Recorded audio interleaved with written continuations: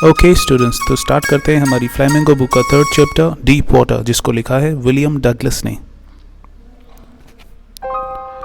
William Douglas सबसे पहले एक टीचर बने। 2 साल तक उन्होंने टीचिंग कराई। उसके बाद वो फ्रैंकलिन डी रूजवेल्ट से मिले, जो कि अमेरिका के राष्ट्रपति भी बने। और ऑफ मैन एंड माउंटेन्स उनकी एक किताब है विलियम डगलस की, जिसमें से हमारा ये चैप्टर लिया गया है।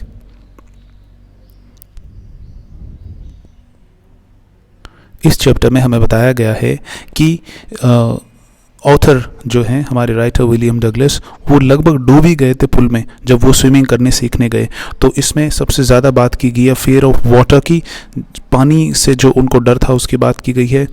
देन ही फाइनली ओवरकेम इट, और किस तरह से वो इस पे विजय प्राप्त करने में सफल हुए। मात्र 11 साल के जब वो थे तब की वो कहानी सुनाते हैं कि एक बार वो यकीमा रिवर में अपने हाथ आजमाने गए, क्योंकि उनको स्विमिंग सीखनी थी। इसलिए यकीमा रिवर के पास एक YMCA नाम का पुल था, वहाँ वो सीखने गए। यहाँ पर आने के लिए उनकी मॉम उनको हमेशा ही डांटा करती थी, क्योंकि वहाँ काफ़ी लोग डूबे हुए हैं। तो हमारे राइटर विलियम डगलस अपने वाटर विंग्स लेकर तैयार हो गए पानी में कूदने के लिए और सीखने के लिए।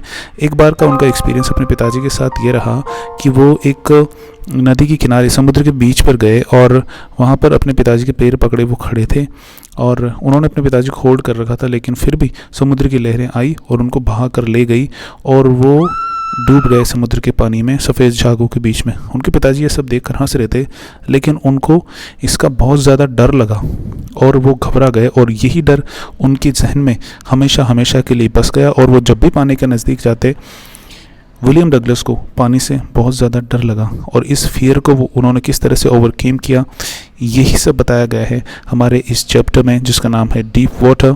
तो विलियम डगलस की ये कहानी है, फियर से लेकर और ब्रेवरी तक की ये जो कहानी है। अब YMCA यकीमा रिवर के वहाँ पर जो स्विमिंग पूल था, उसमें जब राइटर तैरना सीखने गए तो वो जो पुरानी उनकी याददाश्त थी वो सभी वापस आ गई। लेकिन इस डर के बीच में उन्होंने वापस कॉन्फिडेंस पा लिया कि मैं डर से लड़ूंगा और दोबारा तैरना सीखूंगा। थोड़ी देर बाद में दूसरे लड़कों को उन्होंने देखा तो वो भी वहाँ तैर रहे थे।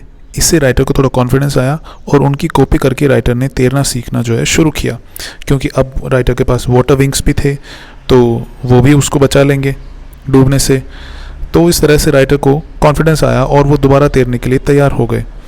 अब धीरे धीरे 1 दिन गुजरे, 2 दिन गुजरे, कुछ दिन गुजरे, तो राइटर को पानी में अच्छा लगने लगा, और जब उन्होंने थोड़ा कॉन्फिडेंस पा लिया तभी ये दुर्घटना हुई और उनका कॉन्फिडेंस छूमंतर हो गया। अब उस दिन के बारे में राइटर हमें बताते हैं जब वो पहली बार उस पुल में तैरना सीखने गए। जब वो सुबह गए तो पानी बिल्कुल साफ़ स्वच्छ था। पानी के नीचे की बैथटब के नीचे की टाइल्स भी दिख रही थी, इतना स्वच्छ पानी वहाँ था। तो राइटर को वैसे अकेले अंदर जाने में डर लग रहा था, तो वो दूसरे लड़कों का वेट करने लगे ताकि बाकी सब भी आ जाएं तो मुझे थोड़ा डर कम लगे।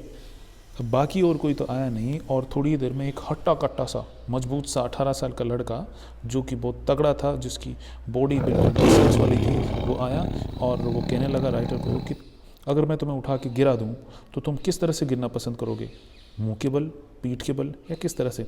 ऐसा उसने बोला और उसने राइटर को उठा के और पानी में फेंक दिया। राइटर को जैसे ही पानी में फेंका तो राइटर बिल्कुल बैठी हुई अवस्था में गिरा और पानी उसके मुंह में चला गया और सीधे नीचे बॉटम की तरफ चला गया।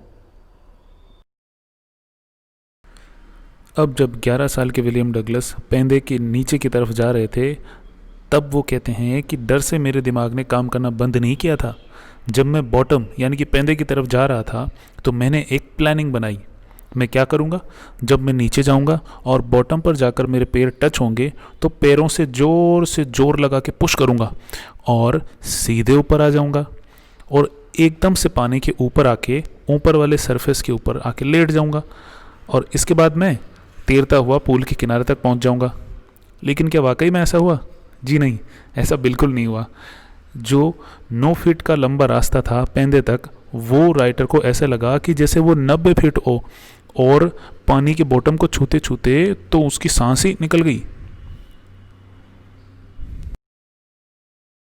अब विलियम डगलस हमें आगे बताते हैं कि जब उनके पैर पानी से नीचे जाके टकराए तो जैसा उन्होंने पहले प्लानिंग की थी, उन्होंने ज़ोर से छलांग लगाई और उन्होंने सोचा कि शायद उनका शरीर एकदम बोतल के ढक्कन के जैसे पानी के बाहर आके लेट जाएगा और वो पानी की सतह के ऊपर पहुंच जाएंगे।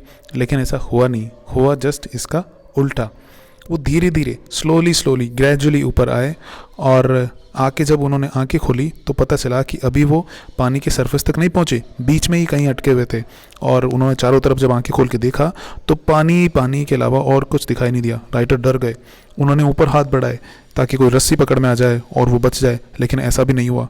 राइटर का दम घुटने लगा और जब पूरी कोशिश करने के बाद भी राइटर बाहर नहीं निकले तो उन्होंने अपना चेहरा बाहर निकालने की कोशिश की तो केवल नाक और उनकी आंखें ही पानी के बाहर आ पाई, उनका मुंह पानी से बाहर नहीं आया। अब राइटर चीखा चिल्लाया, उसने अपने हाथ पैर मारे लेकिन कुछ नहीं हुआ और तालाब के नीचे की तरफ जाने की एक लंबी जो उसकी जर्नी थी वो वापस शुरू हो गई। अब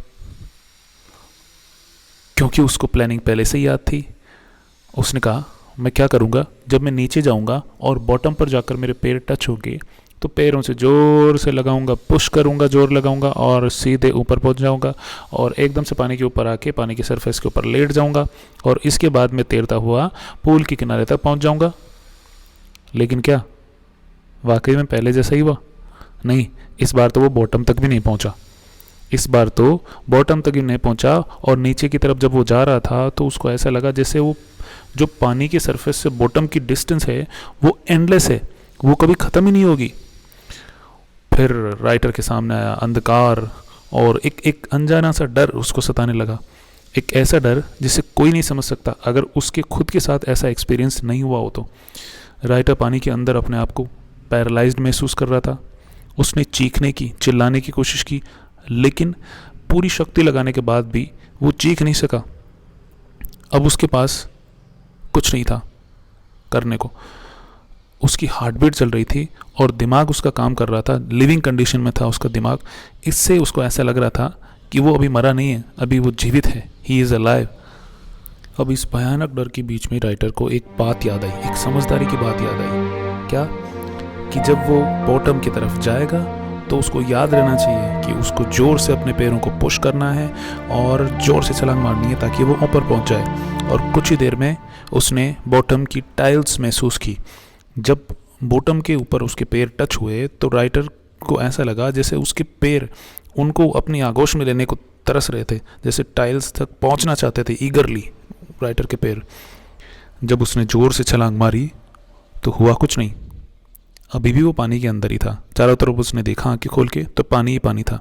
उसने रोप के लिए, स्टेयर्स के लिए या फिर कोई वाटर विंग्स उसको मिल जाए जो उसको बचाने में मदद करे, लेकिन हुआ कुछ नहीं।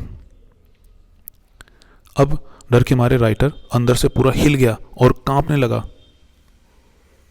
उसके हाथ पैर काम नहीं कर रहे थे, उसका शरीर एकदम डेड बॉडी जैसा हो गया था। उसने हेल्प के लिए बहुत चीखा, चिल्लाया, अपनी माँ को भी आवाज़ लगाई, खूब कोशिश की, लेकिन नतीजा शून्य था।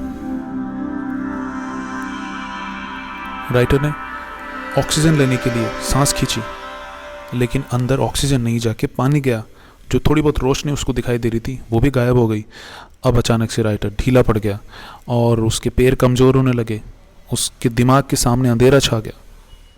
एक अनजाना सा डर उसको सताने लगा, लेकिन कुछ ही देर बाद जब ये डर बहुत बढ़ गया तो ये एक साइलेंस में बदल गया। अब ये साइलेंस किसकी थी? ये डेथ की साइलेंस थी, मौत की साइलेंस थी।